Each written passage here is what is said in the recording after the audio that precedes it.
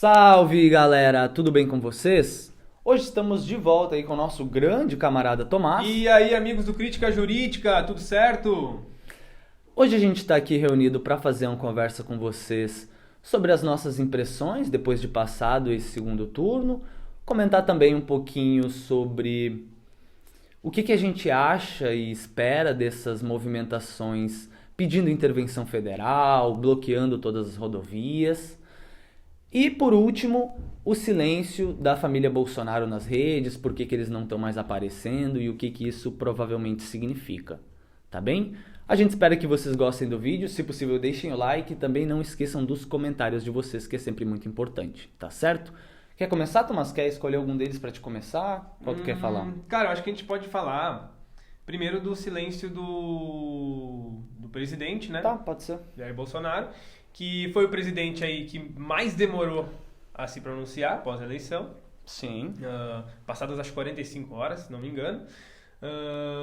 Um silêncio esse que é perturbador, né? Tanto para a oposição, que não sabe o que esperar dele, né?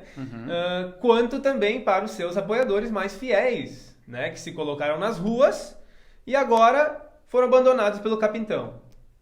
E pela oposição é estranho porque em si Bolsonaro sempre foi muito falastrão e de ficar despachando tudo nas redes sociais Perfeito, qualquer coisa ele estava falando. Qualquer coisa ele sempre estava falando, né? Então é muito estranho ver todo esse silêncio dele, daqueles bem próximos a ele, da família Bolsonaro em si.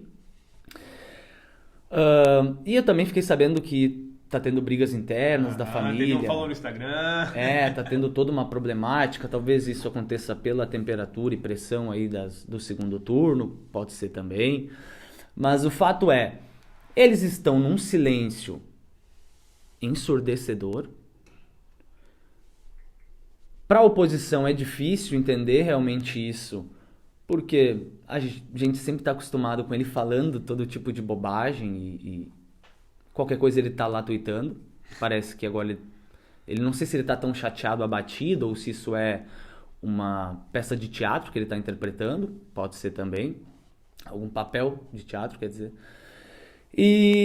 Mas o pior, eu acho, não é nem pra oposição, né? Mas para aqueles apoiadores fiéis do bolsonarismo que estão lá agora nas rodovias tomando chuva na cara, sol, borrachada da polícia, Gás de pimenta, passando fome. Bom, passando fome não, né? Porque tem apoiadores que estão lá dando comida e apoio... Recursos necessários. Em recursos para aqueles que estão se manifestando. Mas, tu ter o teu líder maior sem nenhum tipo de expressão, de luta, de batalha, sendo que tu tá ali na rodovia, no asfalto quente, se sujeitando a todo tipo de peripécias, e o teu grande líder tá simplesmente em silêncio, eu acho que claro que é muito pior com certeza, pros aliados dele do que pra oposição. Sim. Líder esse que se mantém em silêncio depois de ter inflamado essa população. Depois de ter criado esse sentimento neles de que seria necessário um golpe, instaurar a ditadura. E de que as urnas não eram legítimas. Que foi tudo fraudado.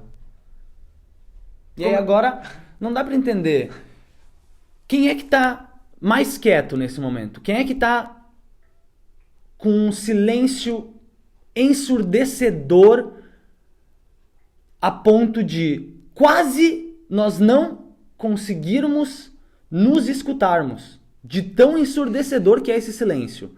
Quem são as duas pessoas, dois cidadãozinhos brasileiros que estão nesse silêncio quase eterno nesse momento? Bolsonaro e Olavo de Carvalho. Né? Não choca vocês que o Olavo de Carvalho até agora não se manifestou sobre o segundo turno? Não fala sobre o futuro do Brasil? Não se manifesta mais sobre nada relativo à nossa pátria? Vocês não se perguntam isso? Será que não é um mero jogo que o Jair Bolsonaro está jogando em 4D? fazendo o mesmo silêncio que o Olavo de Carvalho também está fazendo? Porque assim, estranho é, né, pessoal? Eu não quero ser conspiratório aqui nesse canal, vocês sabem, mas que é estranho. É estranho. O Olavo tá sumido, ninguém fala mais dele, é um silêncio total. Ele não abre mais a boca pra nada, não faz mais vídeo. O Bolsonaro... Não faz mais vídeo. O Bolsonaro tá seguindo esse caminho? Né? Vocês não estão achando isso? Talvez, como ele tá com muita vergonha de ter tomado um pau nas urnas, com toda a grana que eles injetaram pra ganhar essas eleições, muito provavelmente o bolsonarismo tá indo pro caminho das trevas que foi Olavo. O caminho do silêncio. É isso que a gente pode supor. Vocês não acham? Porque um cara que fez tanto barulho, insuflou tanto a população brasileira, não confia nas urnas, não confia em medicamento, anti-ciência, negacionista de tudo, um verdadeiro genocida, um tirano, um déspota, que usou de todos os mecanismos possíveis de comunicação de massa para fazer com que as pessoas ficassem literalmente alienadas pelo movimento que ele criou. Perfeito. Né? E aí, quando essas pessoas, então, se chocam com a realidade, que é, perdemos nas urnas, tá? Nosso líder mentiu para nós, tá? Que ele falou que era certo que a gente ia ganhar as eleições. Ele falou que era certo que a gente ia ganhar as eleições, que a gente ia ter segundo mandato, que o PT não ia voltar. Apostamos voo, apostamos cavalo, apostamos milhões né? de reais. Porra! O capitão falou que o PT não ia votar. Que era pra gente metralhar a petralhada. Como assim? Em 4 anos e o Lula tá eleito? Não é? Então o cara que insufla tudo isso, aí chega agora no pau que toma nas eleições, toma um socão da realidade, ele fica num silêncio ensurdecedor, no estilo Olavo de Carvalho, tá? E aí os seus apoiadores mais fiéis que estão lá tomando chuva, tomando borrachada da polícia e loucurada na rodovia e deixando a família em casa sozinha, essas pessoas, assim, como é que ainda conseguem levar a sério tudo que esse déspota fala? Confiar ainda nas bobagens que ele fala? Até hoje ele só traiu tudo aquilo que ele prometeu para essas pessoas. Então, como ainda levar a sério um lixo de ser humano como Jair Bolsonaro?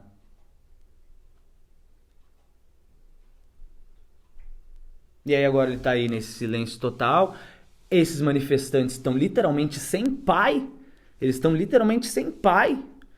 Porque a família Bolsonaro não se manifesta, não dá nenhum tipo de recomendação clara para eles e tal. Então tem só mais alguns aí se movimentando. Mais uns perdidos, né? Mas que mesmo assim acabam gerando danos, acaba tendo problemas. Eu vi que teve cirurgia sendo cancelada, medicamento que não chega, problemas relativos com alimentação que, por exemplo, leites, que eu vi que teve milhares de litros de leites que azedaram nas estradas, né? Então... E isso vai muito contra o que foi pregado durante a pandemia, né? Exato, né? Porque durante a pandemia, quando morreram diversas pessoas diariamente, a economia não podia parar. Mas aí agora que o Bolsonaro perdeu legitimamente nas urnas, depois de injetar uma grana do caralho nas eleições, perdeu, aí a economia pode parar. Vamos parar as rodovias, vamos parar aqui os transportes de mercadoria das empresas, vamos causar prejuízo milionário na economia, mas tá tudo bem, porque o Jair perdeu. A gente precisa botar o Jair lá, né? Né? Quando tinha pessoas morrendo, quando a gente tinha vidas se perdendo, vidas de cidadãos brasileiros, tá? Que o Bolsonaro se diz tão patriota, que ama tanto o Brasil. Defende a família. Que defende a família. Quantas famílias não se desfizeram na pandemia por causa dele? Das medidas tomadas pelo governo dele? Quantos nós não perdemos que podiam ter sido salvos? E aí a economia não podia parar.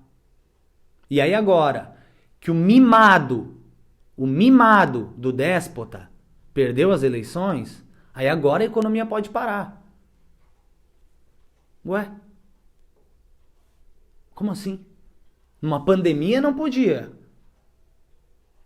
Mas quando o bebê perdeu as eleições, aí pode. E aí eu vi várias donos de comércios pequenos, né?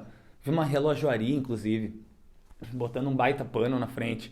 Estamos em greve geral, apoiando o Brasil, blá, blá, blá, blá, blá, blá. Ou seja, né? Pessoas assim, de classe média e tal, completamente alienadas, né? E foram cooptadas pelo discurso bolsonarista. Perfeito.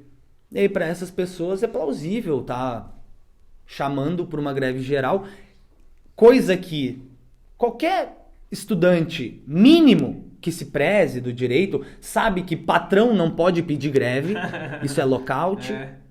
Qualquer pessoa que saiba um pouquinho já entende que isso é um direito dos trabalhadores, né? Não existe um empregador pedir direito de greve, né? Então esses pequenos comerciantes aí que estão fazendo essas convocações de greve estão desrespeitando a lei, a tão famigerada lei, a ordem que eles gostam tanto, né? De vangloriar e de pedir. Só gostam de vangloriar, né? Porque na hora de fazer, na prática, é sempre contra a legalidade. Não é assim? Lei e ordem para os outros, lei e ordem para a favela, né? Para nós, bonança, vida louca, né? Não é isso?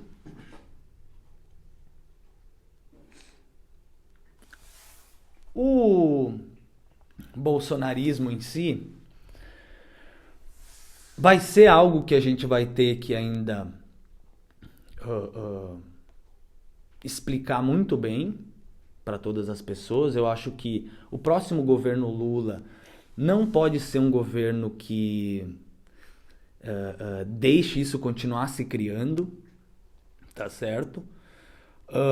Até o momento a gente confiou muito nas instituições, a gente confiou muito no jogo democrático e, no geral, o resultado não é positivo, tá?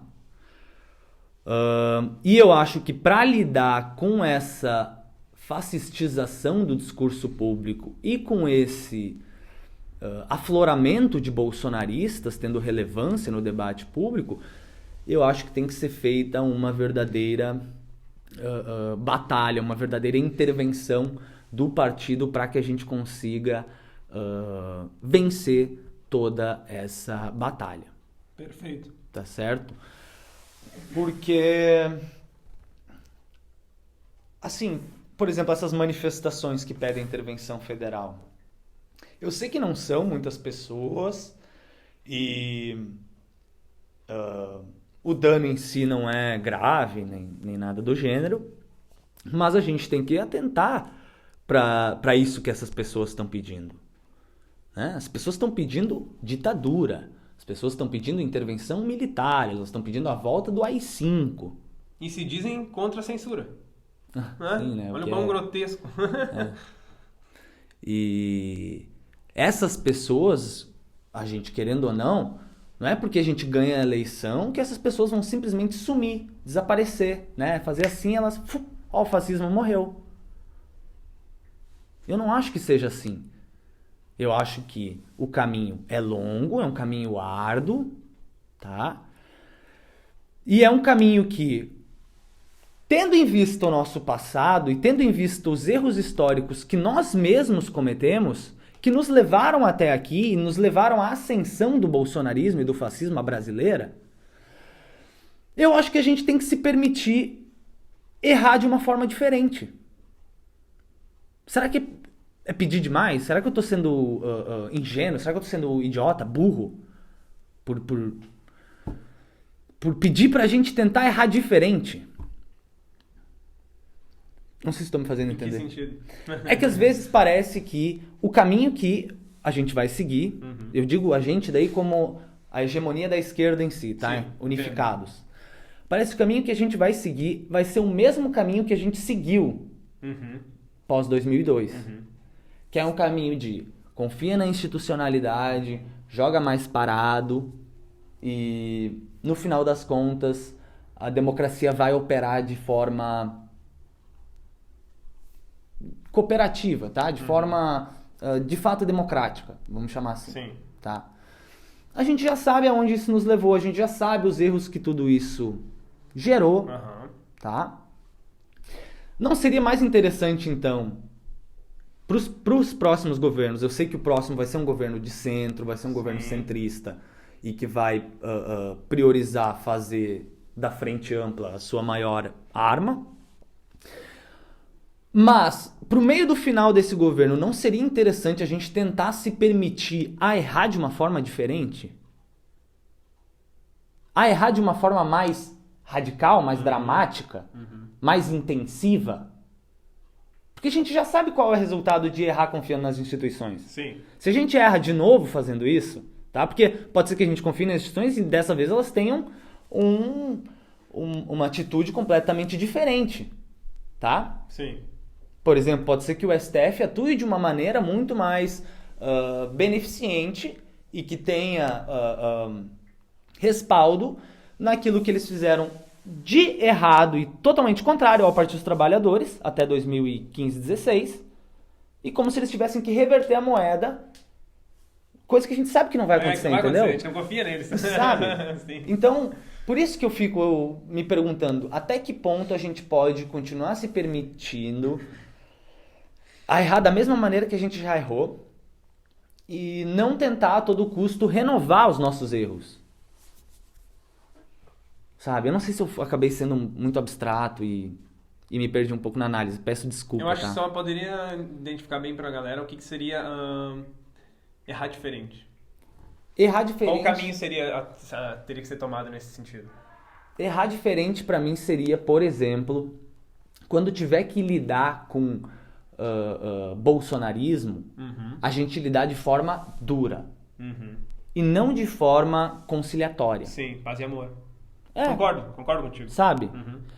Por exemplo, pro Brasil ser pacificado, sem sombra de dúvidas, o bolsonarismo, ou aqueles que correspondem à alta cúpula do bolsonarismo, tem que ser severamente punidas, claro, respeitando o direito à ampla defesa. Sim, claro. Óbvio, né, pessoal? A gente, até então, Vive na democracia. estamos vivendo numa democracia do capital, né? Então, respeitando esses direitos do capital.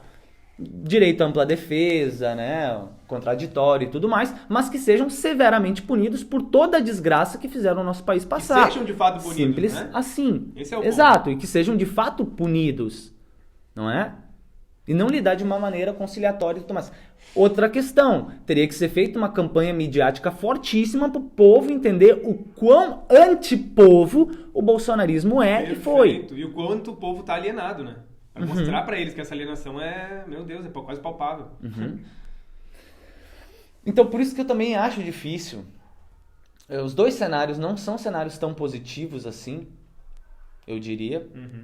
Eu li hoje um negócio bem legal, indo nesse sentido assim, mas não tão no sentido de repreensão dos bolsonaristas, né? Mas no sentido do PT ter que fazer um governo mais popular, sabe? Com um governo mais à esquerda. Sim. Mesmo que não tenha apoio. É. Eu vi o Gabriel Colombo postou um texto muito legal sobre, falando que se o PT mantiver as políticas aliado com o mercado e conciliação de classe, a tendência é que o governo chegue em 2026 com pouquíssima popularidade. Entendeu? E ali tome uma varrida nas eleições em 2026. Já apertando o perdido em 2024, provavelmente nos municípios. Enfim. Eu acho que esse é o X da questão, assim. Vai ser muito complicado. Por quê? O ideal, aquilo que eu gostaria, como eu disse, seria errar diferente, tomar posturas mais radicais, em certos sentidos, levar isso, de certa maneira, como um modo de guerra na psique daqueles que estão com a gente. para dar realmente um fim nessas pessoas existirem no debate público. Tá? Porque no debate público só pode existir democratas. Quem não é democrata não pode estar no debate público. Perfeito. Tá? Ou não pode ter a relevância. Não pode ser naturalizada a participação deles no debate público. Entendeu? Onde o discurso é baseado em nada. Sabe? E... Só que assim, esse é o problema, né? Isso seria o ideal acontecer, o que nós gostaríamos, tá? O problema é, se isso fosse acontecer, a represália pelos direitistas, pelo centrão, talvez, por até aqueles que hoje a gente tem como aliados, que estão fazendo coligação nessa frente ampla, se voltariam contra nós mesmos. Poderia ser, tá? Poderia ser. Mas, se a gente segue até o fim com essa frente ampla, fazendo um total governo de centro e tentando a todo custo confiar nas instituições, mediar bem, conciliar os interesses tanto de classe quanto das esferas da alta cúpula política e, por exemplo, lidar de uma forma mais conciliatória com o fenômeno do bolsonarismo e o que ele representou, pode ser que isso tenha efeitos muito negativos num médio e longo prazo. Então, assim... Até porque a tendência é eles se manterem bolsonaristas daí, né? Porque a gente vai estar se aliando com eles, entendeu? Entendeu? Tipo, você vai ser um aceite dessa postura deles. É. Acaba que tu não repreende, né?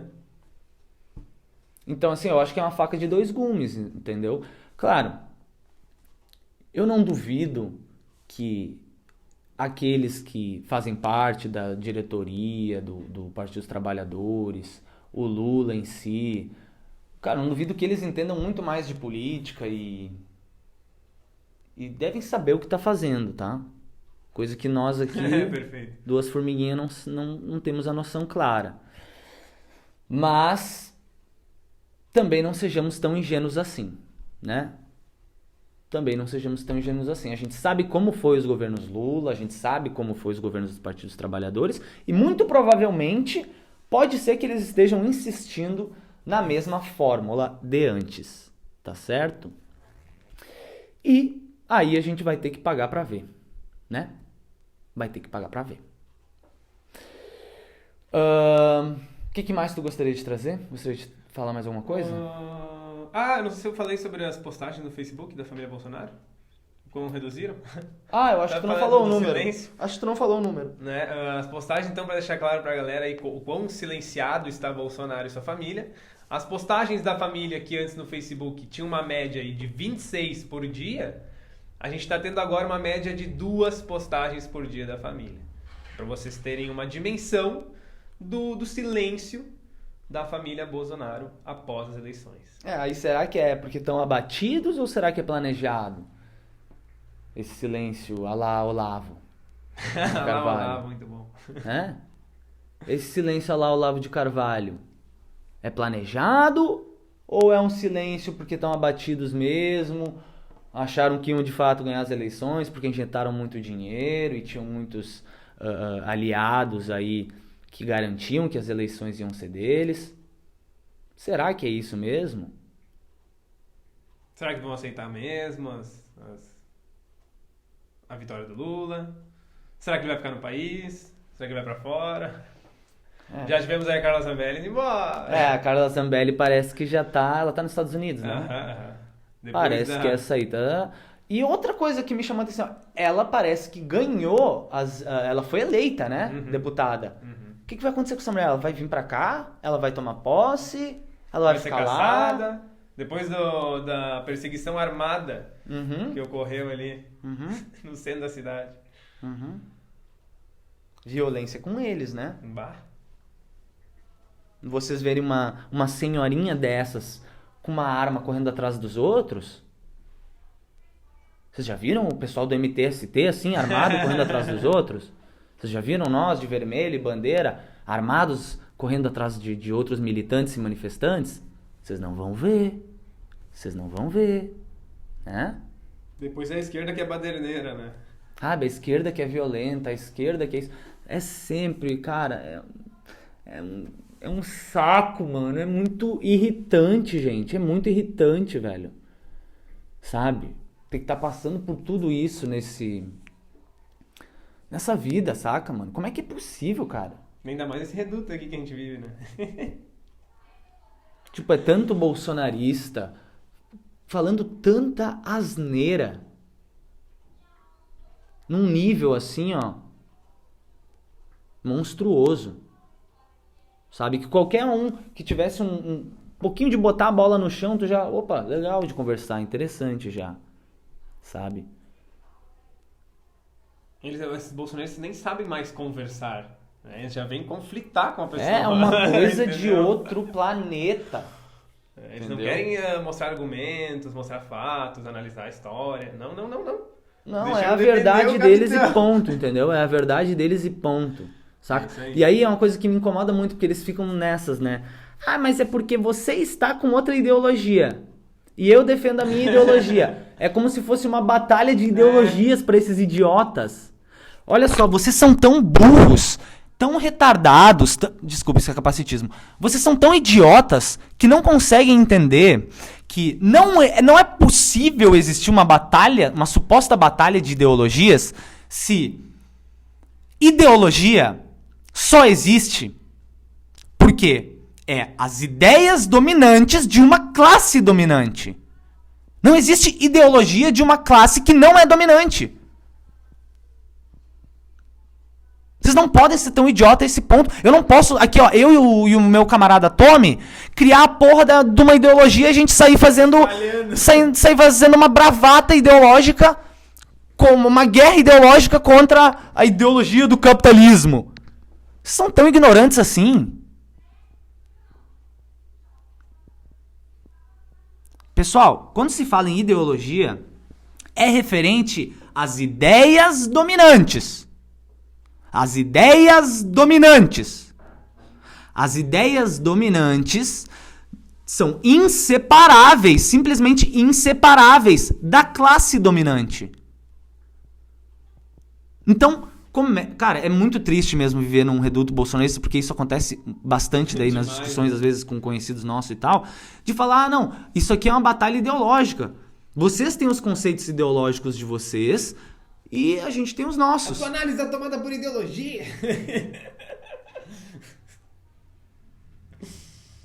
Isso é muito lamentável. Sabe? O cara finge, existe uma ideologia dos trabalhadores, existe, é? Se ela existe, ela é underground, meu amigo. Tá?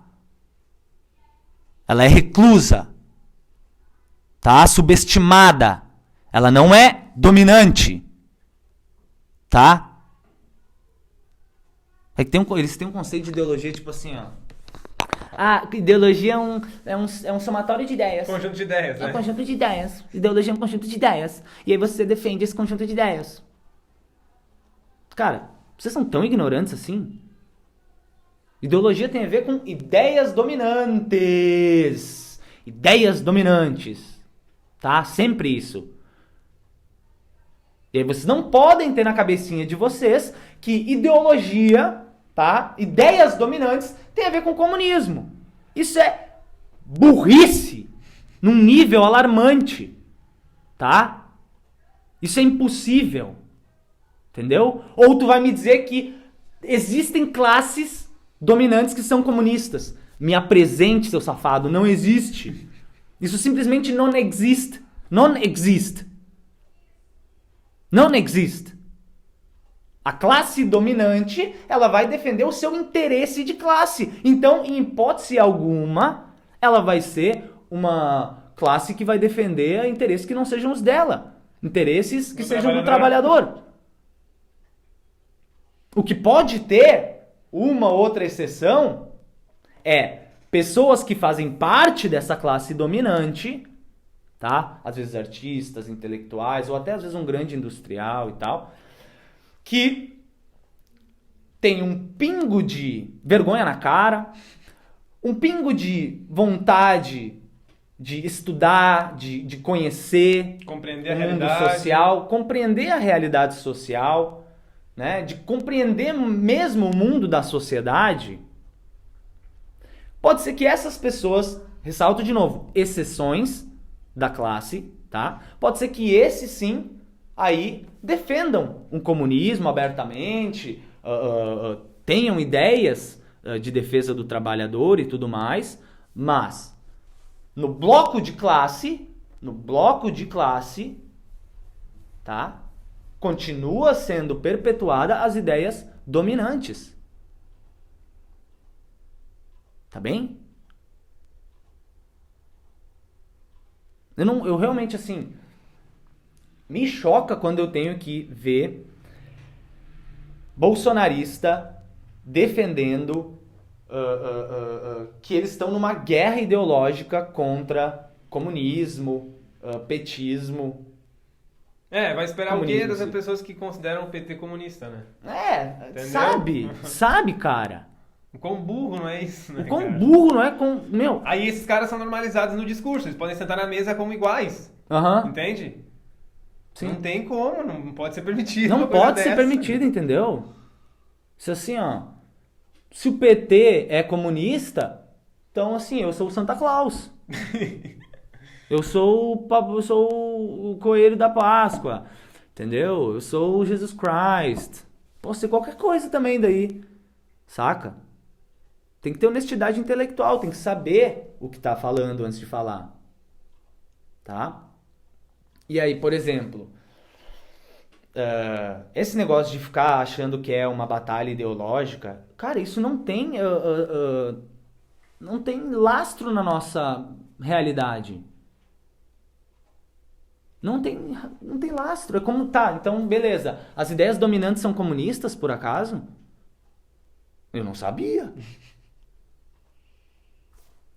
Não faz sentido. Entendeu? As ideias dominantes são as ideias do capitalismo.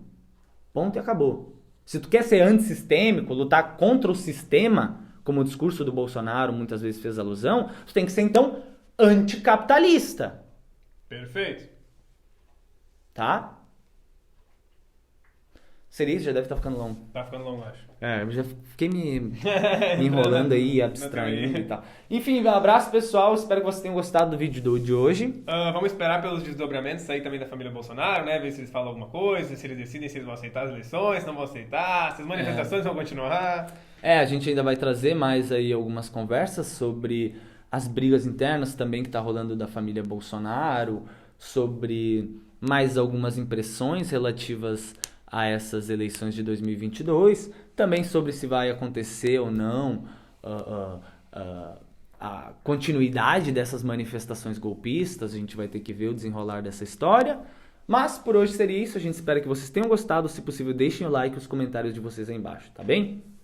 Beijo! Valeu, galera!